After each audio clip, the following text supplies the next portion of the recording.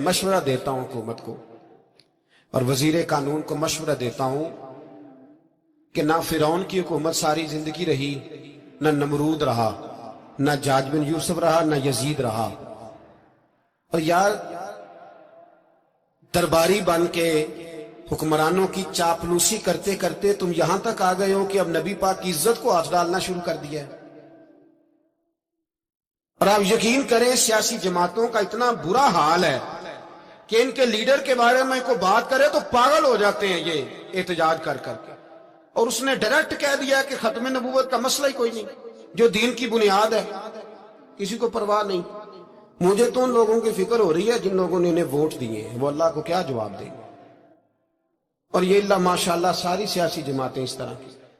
और मेरा वजीर कानून साहब को भी मशवरा है कि जिंदगी बड़ी थोड़ी है, बड़ी थोड़ी। अल्लाह सबको माफ करता है, अपने रसूल के गद्दारों को माफ नहीं करता।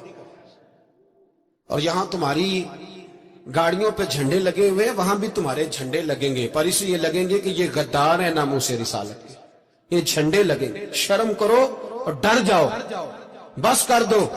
तुम्हारे मुंह में अब दांत पूरे नहीं रहे।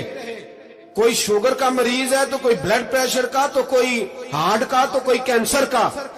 शर्म करो और अपनी कब्र की भी थोड़ी सी फिक्र करो। बताओ पाकिस्तान के कितने सदर गुजरे, वजीर आजम गुजरे, तो उनकी कब्रें कहां हैं? कोई जाता है उनकी कब्रों पे? किसी को खबर है? क्यों अपने लिए जहन्नम इकट्ठी करते? सारा कुछ दुनियादारी रह गई है, सारा कुछ सिर्फ यही रह गया। हजरत अबू बकर सरदार थे, हजरत उमर सरदार थे कबीले, हजरत उस्मान सरदार थे। उन्होंने सरदारियों को ठोकर मार के रसूलुल्लाह के कदमों में बैठना पसंद की। सरदारियां छोड़ के गुलाम बन गए। तुम सरदारियां बचाने के लिए रसूलुल्लाह की गद्दारी करते हो, शर्म नहीं आती। और कौम शिकवा है मुझे इन लोगों से जो मौलवी तो कह देते हैं तू सियासत नकार, और किसी सियासतदान को मना नहीं करते कि जब तुझे सूरत फातिहा भी नहीं आती तो तुझे किसने इजाजत दी है इतनी बड़ी बात। और मैंने पिछले से पिछले जुम्मे भी कहा था, फिर कहता हूं और आन दी रिकॉर्ड कहता हूं, मरज़ई कल भी काफिर थे, आज भी काफिर और कयामत तक। और जो उनके कुफर में शक करे वो भी, और पक्का बेईमान है, काफिर है। वो वजीर कानून हो या सुबाई हो या विफाकी हो, मन शक्का फी कुफर ही फकत कफर। जो मरज़ई के कुफर में शक करे वो भी काफिर है। हमारे रसूल आखिरी रसूल है। हम किसी को ये इजाजत नहीं देंगे कि वो खत्म नबूवत में रखड़ा डालने की कोशिश करे। हम किसी को ये इजाजत है। और तुमने कौम को लूटा, लूटते रहो, अब ईमान पे डाके तो ना डालो। तुम्हें दौलत लूट के पेट नहीं भरा, अब ईमान लूटना शुरू कर लिया। तुम्हारा फैक्ट्रियां लूटकर, कौमी खजाना लूटकर पेट नहीं भरा। बेईमानो, अब दीन बेचकर अपनी हुकूमतें पक्की करोगे। और वो लोग भी तैयार हो जाएं जो इन बेईमानों को मुंतखब करते हैं, उनसे भी सवाल करेगा खत्म नबुव्वत का मौजू कयामत के दिन कि तुम बताओ। इनको सपोर्ट करते थे जो रसूलुल्लाह सल्लल्लाहु अलैहि वसल्लम के बाद भी किसी नबी को नबी मानना दुरुस्त जानते थे। शर्म आनी चाहिए, ख्याल होना चाहिए। और मैंने कहा कि हमारा दिल नहीं चाहता, आप यकीन करें, तो हमें शौक है जुलूस निकालने का, तुम्हारे खिलाफ बातें करने का। तुमने रोज थर्मामीटर निकाला होता है, चेक करते हो कि ईमान कितना है कितना नहीं है। ये पाकिस्तान अगर सूबा सिंध है तो हजरत अब्दुल्ला शाह गाजी का है, अगर बलोचिस्तान है तो हजरत बाबा अब्दुल रहमान का है, और अगर पेशावर है तो वो सूफिया का है, और अगर ये धरती पंजाब है तो ये दाता अली अजमेरी की है, ये बाबा फरीदुद्दीन की है। इसमें किसी गद्दार को कब्जा करने की इजाजत बिल्कुल नहीं मिलेगी। और हम वो लोग भी नहीं जो चुप करके अंदर सोते रहे, कौम जो करती है करती रहे, हमें परवाह नहीं। ना, ऐसी कोई बात नहीं। कोई बंदा ना समझे कि इन्हें होश नहीं, इन्हें पता नहीं, हमें सारा कुछ ही आता है। फिर अगर कल को कोई मुमताज कादरी पैदा हो गया तो शिकवा ना करना। कल को कोई फिर से आमर चीमा निकल आया तो शिकायत ना करना, याद रखना।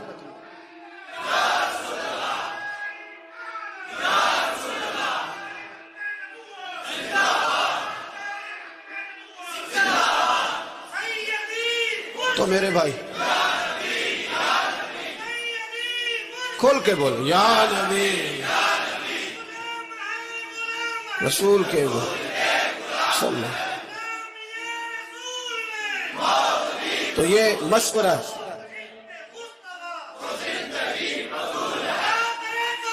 جزاک،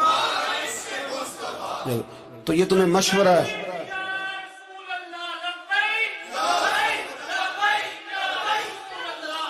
میری بات سنیں، یاد رکھیں، یہ لوگ بعد میں پچھتاتے ہیں، پھر مناظرے کراتے پھرتے ہیں، اس نے صحیح کیا کہ غلط کیا، پھر انہیں ہوش آتی ہے بعد میں، پھر ان کے ہواری نکل کے میدانوں میں دلیلیں دیتے ہیں۔ اس لیے ہمارا مشورہ ہے انہیں کہ یہ اپنی حد میں رہیں، اور جو کام تمہارے ذمہ، میں نے کہا نا تم نے بڑا لوٹا، یہ قوم روز تمہیں موقع دیتی ہے لوٹنے کا، یہ موقع دیتی ہے، تو تم نے دولت لوٹ کے پیٹ نہیں بھرے، اب ایمان لوٹنے کے چکر میں آ گئے ہو۔ یاد رکھو، مسلمان گناہگار ہیں، غدار نہیں ہے۔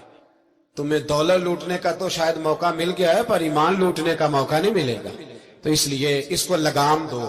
اور ویسے بھی کتا جو پالتو ہوتا ہے نا، اس کو گھر کے اندر سنگلی سے باندھ کے رکھنا چاہیے۔ یہ تمہارے بوٹ چاٹتے ہیں، بھونکتے ہیں، تمہارے حق میں وزارتیں لیتے ہیں، ہم نے تو کوئی وزارت نہیں لی تم سے، اور نہ ہمیں شوق ہے، اس لیے کہ ممبری کیا کرنی ہے جس کو ممبر رسول عطا کر دیا جائے، اس نے کیا کرنی ہے یہ ممبریاں جس کو پکا ممبر رسول دے دیا جائے، تو اس لیے اس سے باہر آؤ۔ میں نے کہا بڑے بڑے نمرود، فرعون، قارون دفن ہے، تمہارا بھی نام تک نہیں ہوگا، بالکل نام نہیں ہوگا۔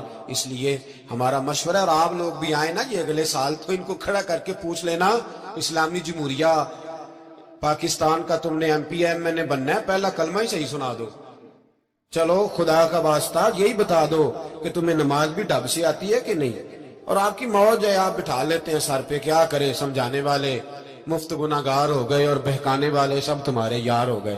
اس لیے یہ چھیڑتے ہیں جان بوجھ کے، اور پھر جب کوئی ممتاز قادری علیہ رحمہ پیدا ہوتے ہیں، پھر انہیں دشواری ہوتی ہے، پھر ان کا جینا مشکل ہو جاتا ہے، یہ موقع دیتے ہیں، پتہ نہیں کس کے ایجنڈے پہ عمل کر رہے ہیں۔ میرا سوال یہ ہے، میں نے پچھلے جمعے پھر میرا سوال ہے کہ میں پوچھتا ہوں، اس آدمی کو ضرورت کیا ہے ختم نبوت پر بات کرنے، جب امت مسلمہ کے متفق کا فیصلہ ہے کہ مرزائی کافر، اسمبلی نے بل پاس کر دیا کہ مرزائی ان کو اقلیت قرار دے دیا، اور جب سے وہ اقلیت بنے، نہ ہم نے ان کی عبادت گاہ جلائی، نہ ہم نے ان کو قبروں سے نکالا، نہ ہم نے، بس ٹھیک ہے جیسے عیسائی رہتے ہیں، یہودی سے کس ملک میں رہتے ہیں وہ بھی رہے، اقلیت بن کے رہے، کوئی اعتراض، پر تم انہیں کھینچ کھونچ کے کیوں قریب کرتے ہو؟ تمہارا کیا جرانہ ہے ان کے ساتھ؟ بتاؤ تو صحیح۔ ان لوگوں سے ان کو چاہیے اپنے منہ میں لگام ڈالیں، اور اگر نہیں ڈالیں گے پھر انشاءاللہ ڈالی جائے گی۔